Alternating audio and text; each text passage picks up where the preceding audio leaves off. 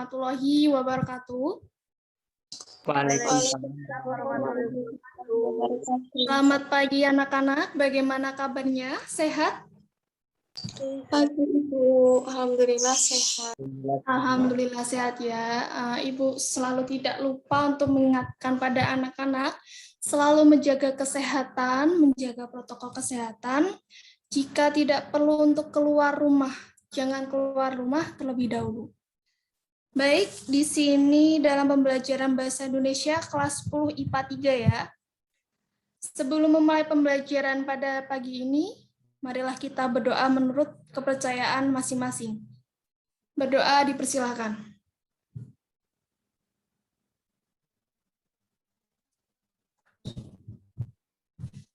Berdoa selesai. Ibu presensi terlebih dahulu ya. Ibu panggil namanya. M. Azi. Hadir, Bu. Oke. Vika Falasia. Vika, ada enggak? Belum hadir ya. Hanif Najibah. Hadir, Bu. Oke, Mas Hanif hadir. Miladia Nur. Hadir Ibu. Oke. M. Ghazali. Hadir Ibu. Oke. Dwi Jeliati. Hadir Ibu. Oke. Ketsa Najwa. Ketsa, halo. Apakah sudah masuk belum? Belum ya, belum hadir ya. Nafiatul Baqoiyah. Hadir, Bu. Oke. Ika Puji. Hadir Ibu. Oke. Tarti Indasari.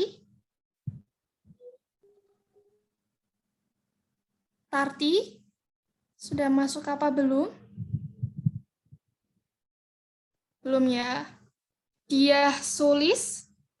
Hadir, Ibu. Oke. Yang belum hadir ini tadi Vika, Miladia. Hadir Bu. Oh ya, oke. Oke. Keitsa dan Tarti. Bu. Oke. Hadir Bu. Baik, alhamdulillah. Ini tadi Vika udah hadir belum? Hadir Bu, baru Oke, masuk. alhamdulillah semuanya hadir ya untuk kelas 10 IPA 3.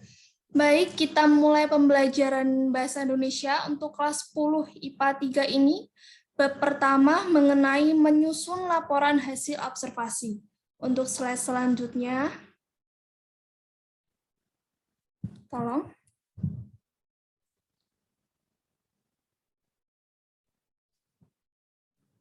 Sebentar.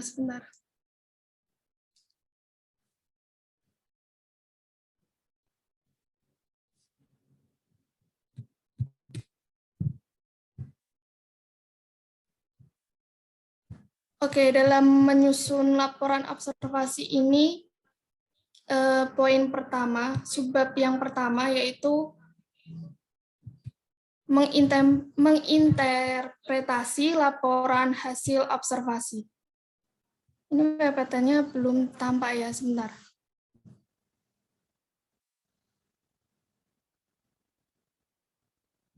Mohon maaf, ini Ibu minta bantuan siswa lain karena di sinyal di wilayah Ibu kurang jelas, kurang baik. Baik, untuk subbab yang pertama mengenai menginterpretasi laporan hasil observasi. Teks laporan hasil observasi. Pastinya anak-anak sudah pernah dalam membuat atau melakukan pengamatan. Next aja, Mas. Dalam melakukan laporan hasil observasi. Oke. Untuk poin yang pertama ini adalah mengidentifikasi isi teks laporan hasil observasi. Nah, dari anak-anak nih, pernah melakukan pengamatan observasi enggak? Ayo, siapa yang pernah? Mungkin Mbak Nafiatul atau Mas Hanif pernah melakukan pengamatan observasi? Belum, Bu. Belum, masa belum pernah sama sekali mengamati Misal mengamati cewek yang sangat cantik ataupun apa gitu? Masa nggak pernah? Saya Bu pernah. Pernah, Mbak Tarti. Pernah apa? Misalkan nih, misal. Mbak Tarti melakukan Misalkan laporan hasil observasi mengenai wayang yang salah satu dari pertunjukan asli budaya di Indonesia. Oke, wayang. Melakukan pengamatan observasi. Baik. Pernah membuatnya apa enggak? Membuat laporan? Sebentar, belum, Mas. Belum. Geser dulu. Melakukan membuat pengamatan observasi enggak? Membuat laporan hasil observasi. Anak-anak sudah pernah belum? Belum ya?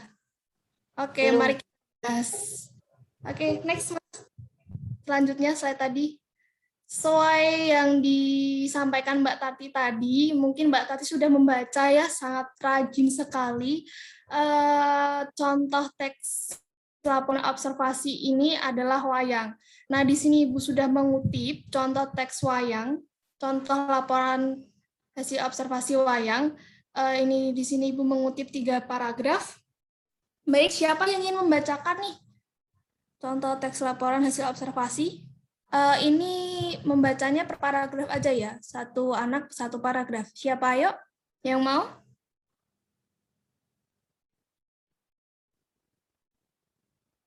Mbak Dia. Ibu. Oh, siapa? Oh, Mas Gozali. Baik, Ya. silakan. Wayang.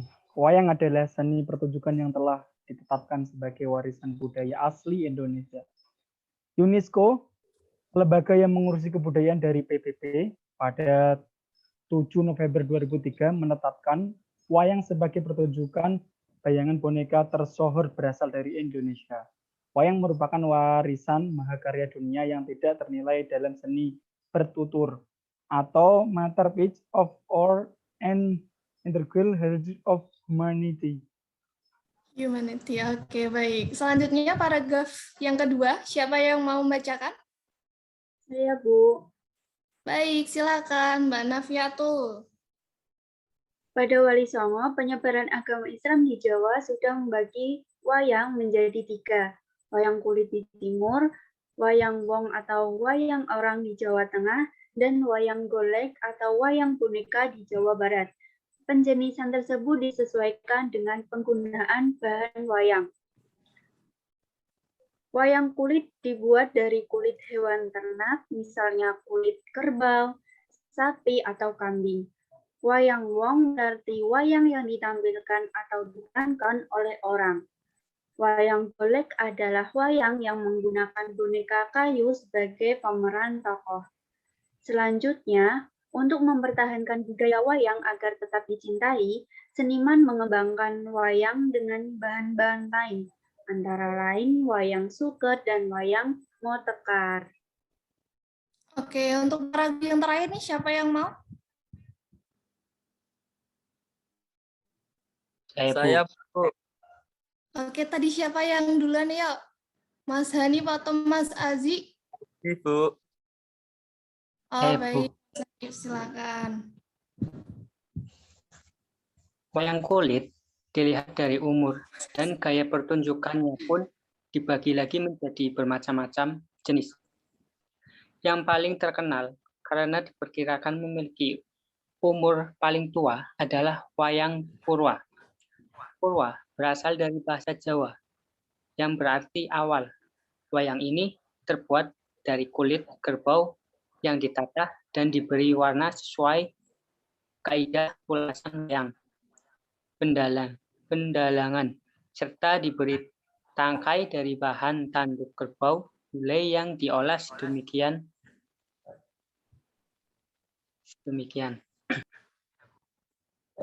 Sudah, baik. Untuk saya selanjutnya, Mas Timon. Oke, untuk pemahamannya nih. Dalam teks hasil laporan observasi,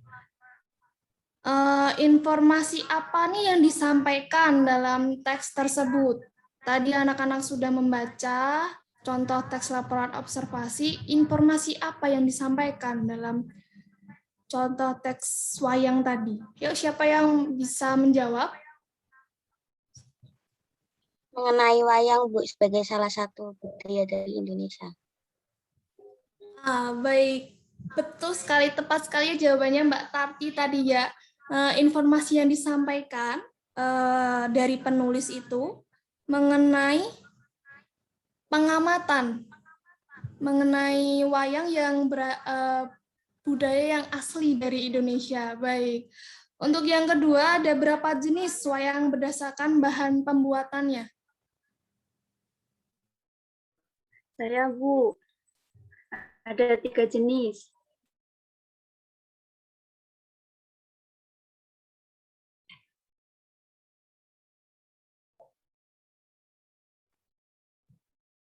Halo, Bu.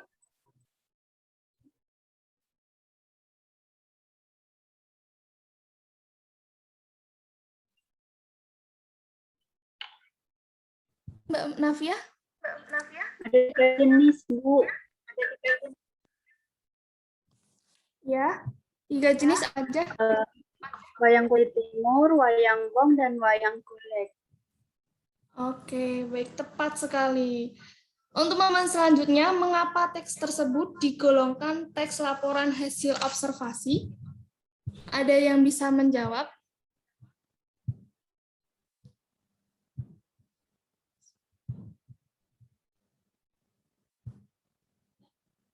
Siapa nih anak-anak yang bisa menjawab? Mengapa dari contoh teks laporan observasi tadi digolongkan teks laporan hasil observasi? Karena apa? Ada yang tahu, apa belum tahu, atau belum paham, atau gimana? Karena melaporkan sesuatu, Bu. Oke, melaporkan hasil pengamatan. Begitu ya, Mas Adi? Iya, Bu. Pengamatan yang bersifat objek. Oke, baik. Tepat sekali. Untuk slide selanjutnya.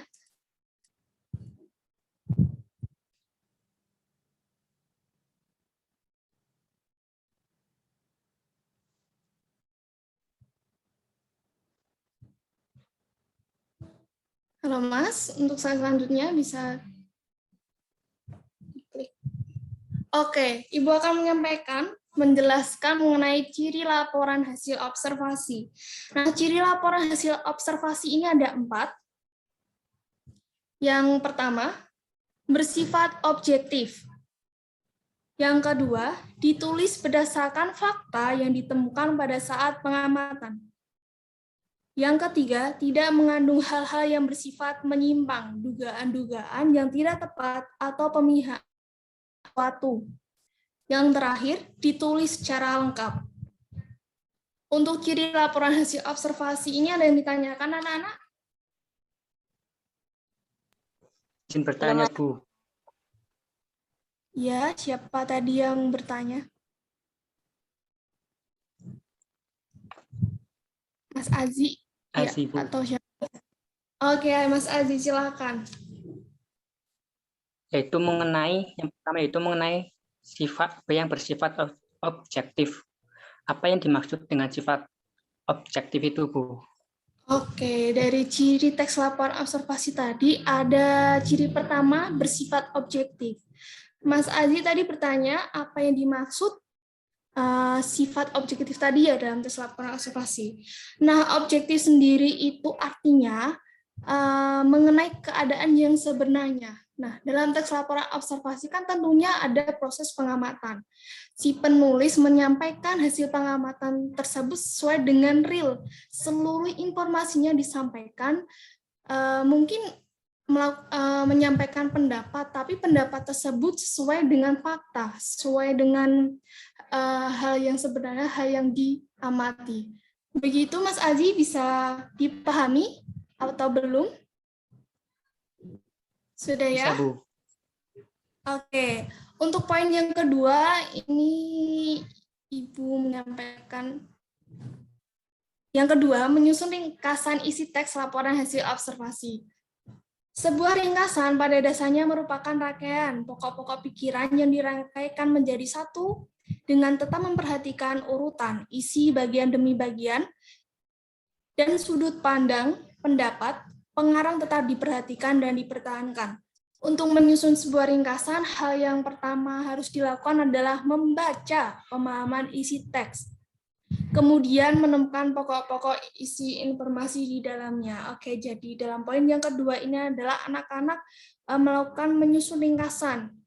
Dalam menyusun ringkasan ini, anak-anak tentunya harus melakukan hal yang pertama adalah membaca isi laporan teks tersebut. Nah, dalam ringkasan itu nantinya anak-anak bisa menentukan kalimat utama ataupun gagasan utama dalam teks per paragrafnya. Kalian bisa menumpukkannya di dalam satu paragraf, beberapa paragraf. Sudah saya singgung tadi, sudah Ibu singgung. Pokok-pokok isi sebuah teks dapat ditemukan sebelumnya, belum next. Belum. Oke, pokok-pokok isi sebuah teks dapat ditemukan dengan menemukan kalimat utamanya. Kalimat utama adalah kalimat yang di dalamnya mengandung pokok pikiran atau gagasan utama yang menjadi pengembangan sebuah paragraf. Gagasan utama bersifat umum dan dapat merangkum semua isi yang ada dalam sebuah paragraf. Oke, selanjutnya. Poin yang ketiga ya. Menyimpulkan fungsi teks laporan hasil observasi. Oke, hasil observasi terhadap suatu objek juga dapat berfungsi untuk memberitahukan kepada pihak berwenang atau terkait suatu informasi dan kemudian dijadikan dasar penyusunan kebijakan. Salah satu contohnya adalah teks laporan hasil observasi kerusakan lingkungan. Selain itu, banyak teks laporan hasil observasi yang dapat dijadikan bahan informasi untuk berbagai kepentingan. Teks laporan hasil observasi secara umum juga berfungsi sebagai alat pendokumentasian suatu objek atau kegiatan. Oke, nanti di sini pada poin yang ketiga, yang C, anak-anak bisa menyimpulkan hasil teks laporan hasil observasi itu, nanti kalian bisa menyimpulkan fungsinya. Apa sih fungsi dari penyampaian laporan teks observasi tersebut? Begitu. Selanjutnya,